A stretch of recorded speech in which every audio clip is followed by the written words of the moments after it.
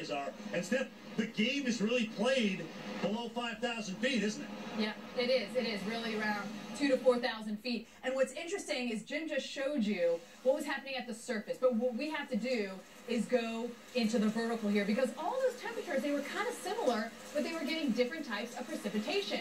First, let's start with the rain. Now, the atmosphere is like a hamburger. We live at the bottom bun there at the surface, and we have the meat layer at 2,000 feet, 4,000 feet, let's call it the tomato layer, and the top bun. Believe it or not, majority of precipitation actually starts as snow. So we're going to leave that as is.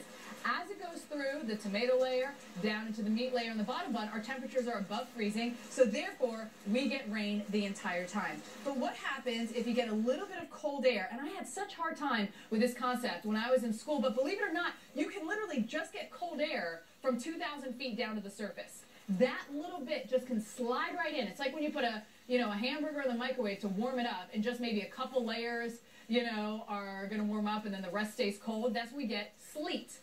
But now, as we zoom out and put another nose of warm air in there, then you get freezing rain at the surface. And again, it's just a matter of the height of the Empire State Building, Chris, where you get rain and then it freezes literally on contact. All right, let's rewind to the